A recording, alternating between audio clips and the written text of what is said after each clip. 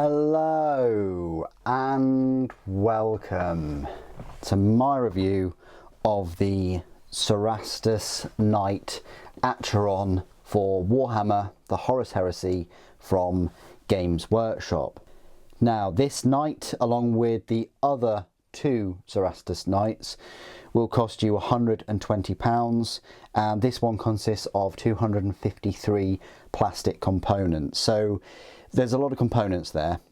To put it in perspective, a Knight Paladin, which is £105, and you can build many variants, the Paladin, the Errant, the Crusader, the Gallant, the Preceptor, the Warden, or the Canis Rex, or even a despoiler for the Chaos Knights.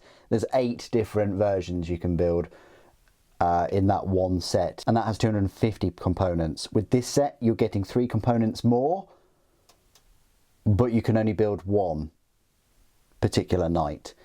Each one of these Cerastus Knights is its own kit, so you can't, spend £120 and then have all of the parts for 3 of them in one box. And that's because the sprues are pretty big, and the sprue that incorporates each of their particular knights' weaponry is its own sprue. Like, it's quite a big sprue, and it has the Reaper chain fist as well as the Flamestorm cannon. I mean, that Flamestorm cannon is the same cannon that's on the Malcador Infernus, that heavy tank for Solar Auxilia. I still think my favourite is the Atrapos, but if you're looking for a particular Cerastus Knight which is absolutely great at hordes and cutting through armoured vehicles, this is the one to go for. Of course, this knight, more than the other 3, will be the weakest from fire from range, and of course any other knight that's more melee focused. So what we'll do is we'll have a look at the Knight Acheron up close, go through the spare parts, of which there are only a handful. Then I'll go through some size comparisons, of which I'll compare it to the resin miniature. It's probably one of the reasons why you are here today. And finally, I'll go through all of its rules found in the Liber Mechanicum book for Horus Heresy. So first things first, let's have a look at this mini up close. Is it a mini? When does a mini stop becoming a mini? Well, a mini is a miniature, This is still a miniature version of like the real thing, I guess. So, but yeah, fantastic mini. These Cerastus Knights in plastic are great to put together. I think sometimes I have questions in the comments of oh, super, are you which should I get? Should I get this plastic one or the resin one? It depends. Like, if you want more posability and you want slightly more detail, then go for the resin versions. But just because I say slightly more detail with the resin, you can't apply that to all of the resin minis. Like, what I mean by that is, with vehicles, there is a little bit of a difference, but not as much of a difference as like character models. Like plastic Primarch versus resin Primarch, it's night and day difference. With these, there is a little bit of a difference, but it's not as noticeable. And that's why I say for vehicles, if they're in plastic, go for them, especially knights and things as well. Because Games Workshop have become pretty good at making plastic knights now. Ever since sort of 7-8 years ago, ever since sort of 8 years ago or so, 7 or 8 years ago, when they made the Paladins and things. So this is what it's equipped with. The Reaper chain fist. Yes, there is 2 heavy bolters in there. It's a twin linked heavy bolter. You've got this awesome chain fist, probably one of the biggest chain fists around, probably one of the biggest chain saws around, maybe. Obviously you've got ones on the War Master Titan, and you've got them on the big Orc Titans like Stomper and things, and you've got the smaller versions on the Moirax, on the Armigers and Moiraxes, on the Armigers. You've got the Inferno, the Acheron Inferno flame cannon there. Very nice weapon. I've just realised that I need to file those joins, even though I joined them with normal glue, even though I joined them with Tamiya.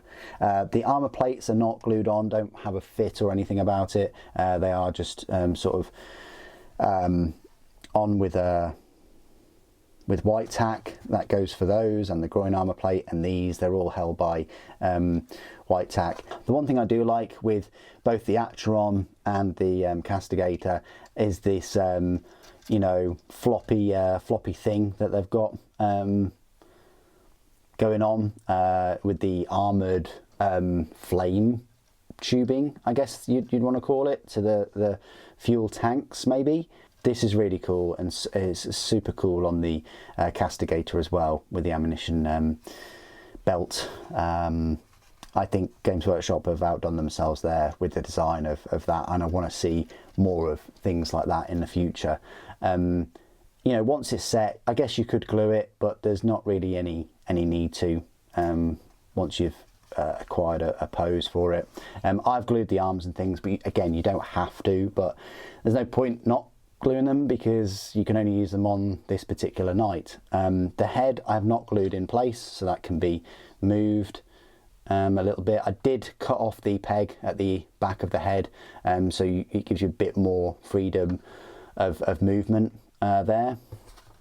I did not glue the top carapace, so in here you've got the pilot, and the one thing I really like about these pilots is, well, the ejector, no, I don't know if that does eject, that'd be cool, is the actual, I don't know if you can see that, guys, is the faceplate of the pilot in there is specific to his or her knight.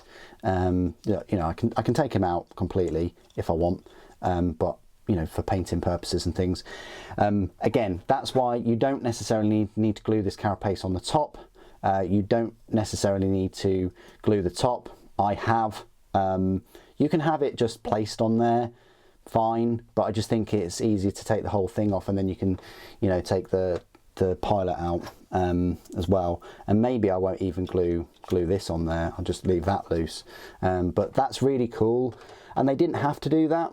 Like with the other knights, they could have just left the pilot. Well, left the knight pilotless. I think they've done that with the armigers as well.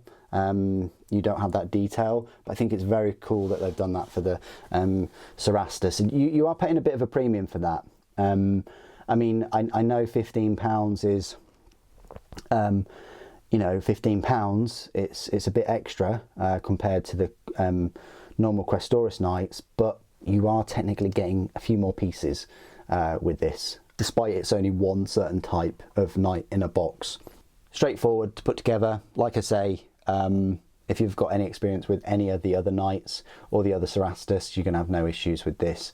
It's real fun to put together and design a pose and build it around that pose. The world is your oyster in terms of poses, because you can again snip the plugs off and go for a variety of incredible poses. But I think if anything, I've gone for quite standard stoic poses for my plastic Cerastus knights, whereas my resin knights, and this is first of the comparisons I guess, I've gone for more exciting poses. So this one right here, he's sort of aiming his flamer and about to move forward, or I don't know, maybe he's taking a hit, whatever, pick your narrative. But I've gone for that pose for this one, and they are the two Acherons. So spare parts before I move on to the size comparisons proper. Just the usual pieces really. You've got everything from your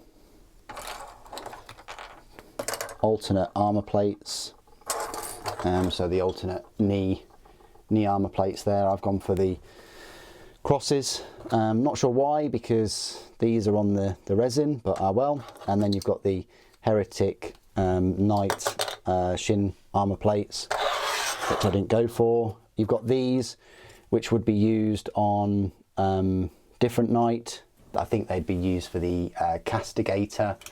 And the one thing I will say is that the shoulder pauldrons themselves are different to the resin one. The resin, these flares start earlier in the sculpt, and this top bit is a fair bit different, like the design compared to the plastic. The plastic, for reasons I guess, they give you the shortened pauldrons that are the same as on the Lancer, so you're going to be using the same shoulder pauldrons for I guess all three, the Lancer, the Castigator and this Acheron, but it just depends on which extras you pop on top of them that changes them a little bit. I've also got some icons that I didn't use and face plates for the pilot, and that's it. So you don't get many spare parts at all, nowhere near as many as you would in the Questoris Knight set. In terms of kind of differences between the plastic and the resin, I think I touched on this earlier, you are going to see some differences in detail, but on the whole it's a very loyal reproduction of the resin kit. As I say, you know, the differences in the shoulder pauldrons, I much prefer the resin shoulder pauldrons here. The chain fist is very similar. You kind of get a little bit extra more detail with the bolters.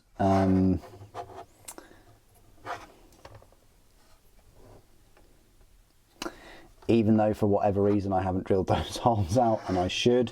The Inferno cannon itself, you know, I would say there's more detail on the resin, although they've done a very good job with the plastic.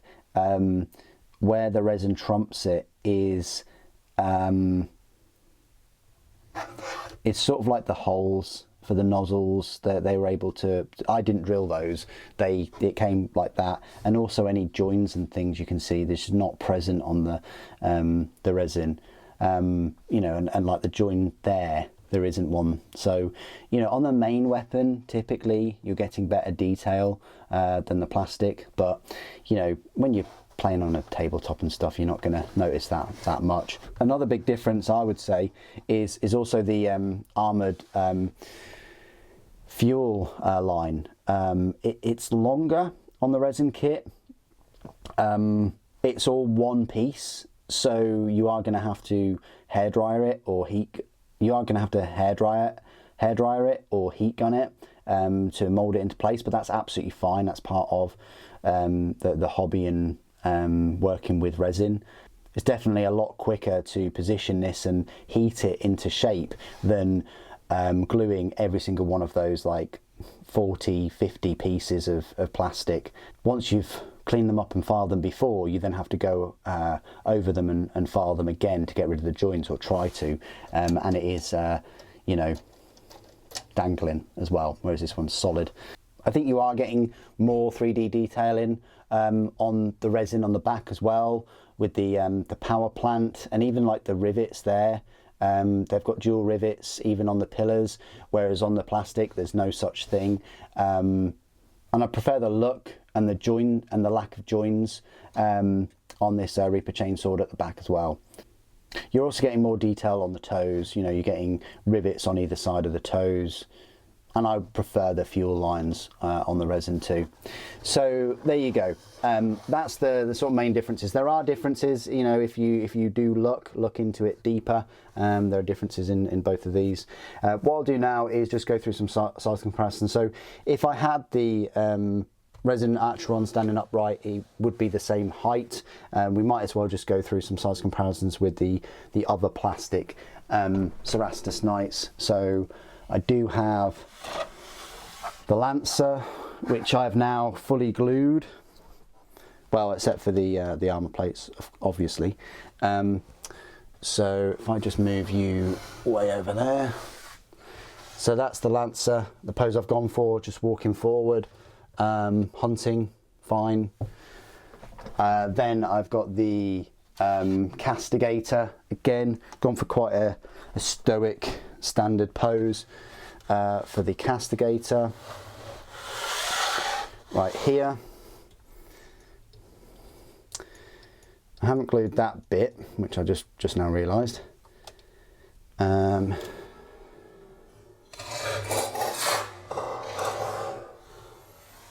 So that's where the Acheron measures up next to the other two plastic Cerastus knights. It's going to be the same height really. They've all got the same chassis and legs.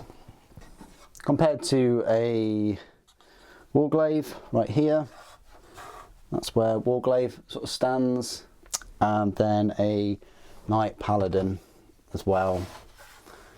So as you can see, you know, these knights are a fair bit taller than your standard Questoris. I'd like to know if they are more powerful, or if, you know, what the difference is in the power levels. Certainly from like a leverage point of view and a weight point of view, you'd expect the Cerastus to be heavier, because there's just more material. But maybe the methods that have made and their weapons are bigger. But I'd like to look into that, definitely, because in the lore they often have, you know, Cerastus knights running around with normal Questoris. A few more size comparisons I like to make is, of course, with some Horus Heresy miniatures, because it is a Horus Heresy mini. You can use it in 40k though. I think there are 40k rules for it. So there's a Mark 6 and a Mark 3, a new Mark 3, and then you've got the Mark 4 and the old Mark 3. So just gives you an idea of like the size of these Cerastus knights compared to sort of standard, you know, superhuman foot soldiers. Speaking of which, here are some more. So you've got the Primaris for 40k, a normal Space Marine, and Slime Marbo. So they barely come up to part of the shin really. Okay, this is my part of the review where I will go through all of the rules for the Cerastus Knight Acheron. As I mentioned, you'll find the rules for the Acheron in the Liber Mechanicum book for Horus Heresy, Forces of the Omnissiah. One of these Acherons will cost 415 points, which means it's the most expensive Cerastus Knight, not including the Atrapos, which would normally cost you 500 points. So quite a big step up, you know, from the Lancer to the Atrapos, really, you know, that 100 points. What do you get for these 415? Well, you get a movement speed of 14 inches, very fast knight, weapon skill 4, ballistic skill 4, strength 9, front armor 13, side is 12 and rear is 12, initiative 4, 4 attacks and hull point 7. So that's exactly the same stat line as both the Castigator and the Lancer. The special rules, it has flank speed, and then war gear, it has an arm mounted Reaper Chain Fist with inbuilt twin linked heavy bolter, and an arm mounted Acheron Flamestorm cannon, and an iron shield. So flank speed works as normal. It may increase its movement distance by 4 inches in any movement phase, but if it does so, it may not make any shooting attacks in subsequent shooting phase. It can still charge in the assault phase though. So yeah, that bumps up to 18-inch movement if you really want to do that. The Iron Shield, of course, works as normal, gives it a 4+ invulnerable save against shooting attacks which target the front, and 5+ invulnerable against shooting attacks which target its side. Its weapons then, let's start off with that Acheron Flamestorm cannon. Well, it's not the most powerful flame weapon in the book. That belongs to the Inferno gun, which is found on the Warhound Titans. That one would have been a Strength 7 AP 3, Destroyer 1, Torrent 24-inch. The Acheron Flamestorm cannon dials it down a little bit to a range of Hellstorm, which is that Hellstorm Flamer template, which is the big one. Strength 7, AP 4, Ordnance 1 and Shred. So AP 4 is a bit weak, especially if you're using this against Space Marines and things. I'd use this against maybe Mechanicum, but definitely Solar Auxilia. You could use this, but it is Ordnance 1, and the Shred special rule means that if it fails to wound means it can re-roll any fail to wound rolls in combat, which it might need to do with that strength 7. So it's not incredible. I would have much preferred it to be AP3, of course. And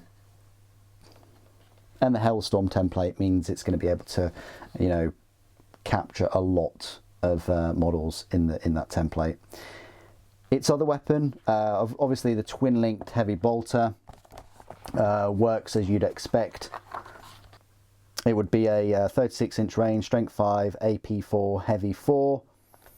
It being twin-linked, you can re-roll failed. You can re-roll failed to hit rolls. I mean, it's only got 3 shots anyway with that, but I mean, it does have 4 shots now, the heavy bolter, but you're most likely with a ballistic skill of 4 going to be hitting with 3 of them, if not all of them. The Reaper Chain Fist is probably where it's at if you're going to pick this knight. It's the best chain weapon, I guess. It's a strength 10, AP2, and it's Armor Bane. Now I know that the Tempest Warblade for the Castigator is pretty good because that is also strength 10 AP2, but that has Deflagrate and Tempest special rule. But Armor Bane does have its uses where you can roll an extra d6 for rolling for armor penetration, or allows a reroll on a failed to wound roll. So that extra penetration is pretty scary up against anything with an armor value. So again, that's going to be very good against other knights. Could give the Lancer a run for its money, but then again, that does have the Iron Gauntlet shield, so it would be getting that 5+ invulnerable save in close combat. So there you go. That is the Acheron, probably one of the weakest Cerastus knights out of all 3. They're all quite short range, but what they make up in short range, they can close the distance on you with that 14-inch range movement. Typically your Questoris knights will have longer ranged firepower, but these Cerastus knights will have slightly better melee weapons and are faster and have flank speed. What do you guys think of the Cerastus Knight Acheron? Please do put your thoughts and opinions down in the comments below. Thank you for watching. The Emperor protects.